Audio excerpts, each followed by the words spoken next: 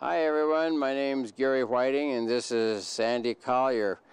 What we're going to be doing today is we're going to show you what it takes to actually become a world-class athlete.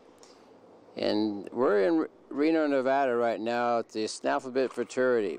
This young lady I'm working on is not your average cowgirl. This is Sandy Collier. She's the only woman to have won this incredible sport in the history of it. How long has it been going, Sandy? I don't know, 30, 40, 50 years. Yeah. And you're, what, the top 8 money earners in the history of the sport? Top 10. Top 10. Mm-hmm. Well, that's pretty impressive. And Sandy is a well-respected lady in this sport. I kind of developed this technique out of boredom. As one who does, good stretch. As one who does shiatsu massage, I got tired of doing the same thing. And I decided, what if we put a little stretch along with this releasing of the points? And initially my client said, that hurts. I don't like that. So I stopped doing it. Well, about 2 months later, one by one, they all came back and they go, we hate to tell you this, but we felt so much better when you were torturing us. So they gave me permission to go back to doing this technique, and I've been doing it for quite a number of years now. I do a similar technique with the horses. What this little video is going to be about is we're going to be doing Sandy, and I'll be doing showing you what I do on one of her horses. And this work is what keeps you as a top competitor and or winner. The Greeks had a saying, the athlete that does not use massage is a common man.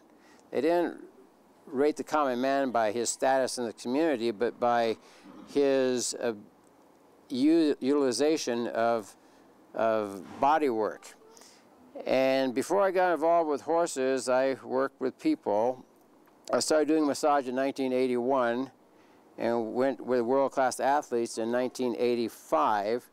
The U.S. Olympic high jump team, track and field athletes, the trainer Bob Wieland. You may remember this guy, the double amputee that walked across America on his arms. When I traveled with Bob through the LA and the New York City marathons, I went with him first to New York a year after he had already done the marathons. And by continually working on him, walking with him, he'd stop. He says, okay, get my shoulder, get my hand, get my arm. I lowered 17 hours off of his previous year's time. We went to LA and lowered 18 hours off of his previous year's time. And that was one of the best tests that I could have ever come up with as the value of massage on a regular basis, both for you and your horse. So this is the technique I would use. So what you're seeing is what Gary Whiting does normally with each of his clients. Okay, I'm working acupressure points on the head. This is great for headaches. Okay, and then I like to go to the occipital area. Yeah, I know you can't see this, but I like to go in right underneath the bone, and I just put direct pressure on there, do a little rotating, and this really finishes off the neck release. Okay, so when we get done here, Sandy's going to have a good range of motion, and she won't have to worry about sending a false message to her horse because she had to turn her whole body.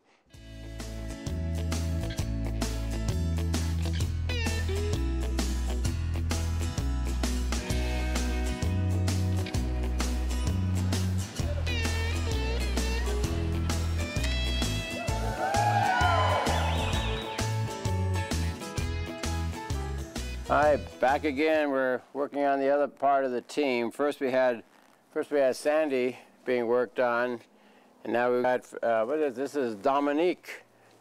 Dominique, say hi.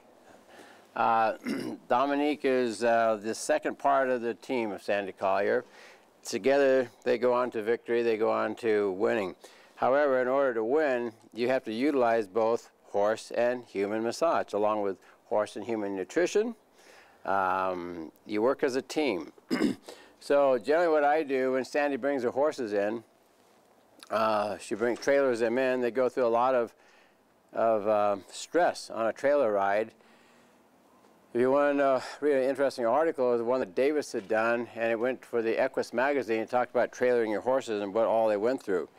And by the time you get to a horse show, these horses are ready for some kind of work. If they don't get work immediately, the chances of them breaking down within 4 days are very high. And so when Sandy brings her horses in, I go ahead and that night come in, they've been bedded down, they've had their feed. I come in, I start doing the massage on them. I don't probably massage all of her horses. She has certain horses that are going to be her winners, the ones that really are talented. And so by doing massage on a regular basis, you're going to keep these horses injury-free. And what I find the problems to be, like if we're just going to do herd work, where you cut out your cows and you work your cow, I'm going to find the front end is usually going to be the area in the neck area and in the shoulder and down in the pecs.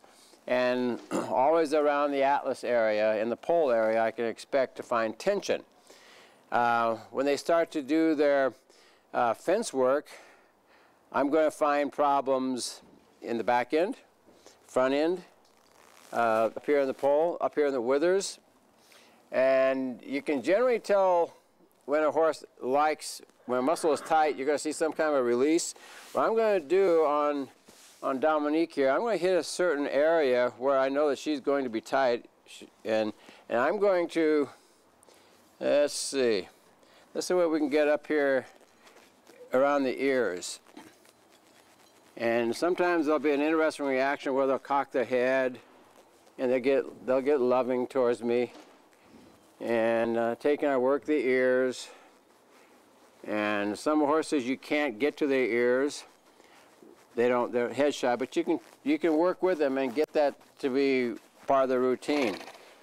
Okay, another thing I like to do is work inside the ears, and just by bringing a horse's ear, pulling it from the base like this, that'll cause them to relax. It's the same way with the human. If you have a stiff neck, a lot of times you might see people doing like this on their ears. They're just naturally, without realizing it, going in and releasing.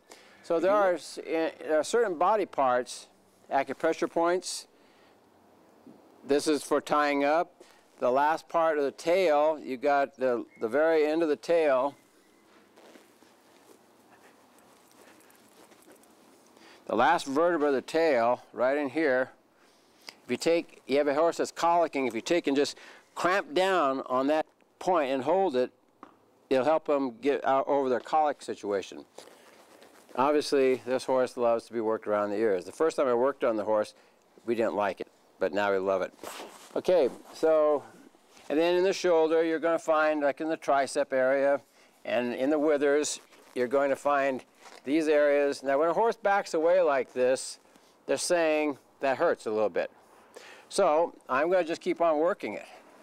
And pretty soon, you're going to start seeing it release, and there, as you can see, we got a horse coming around looking at me. All right? One of the great things about working with horses, you guys, is unlike people, instant gratification. You don't know what the person's thinking, but you know exactly what the horse is feeling and thinking. The first time I worked on a horse, I didn't have a clue what I was going to see or expect.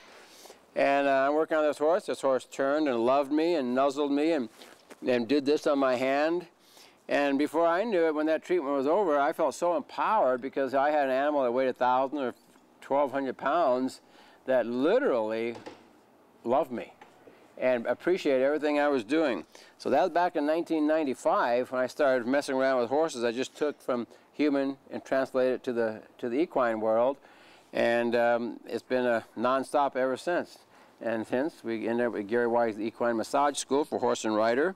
So, anyway, I just wanted to show you what it's like to keep a champion like Sandy Collier going and to keep her champion horses going. It takes both human equine effort. It takes massage, nutrition on Sandy. It takes massage, nutrition on her horses. So well, we say, we'll see you down the fence or somewhere down there, right? Say goodbye. Say goodbye. Bye. No, we don't want. We just want to love. Okay. Bye.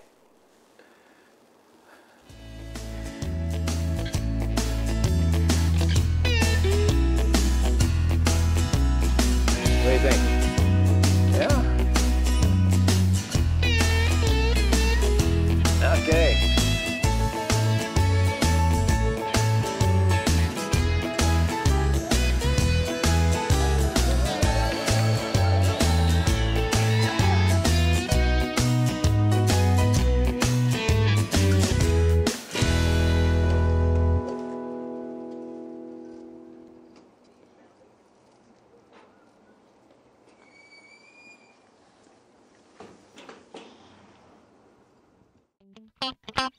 Thank you.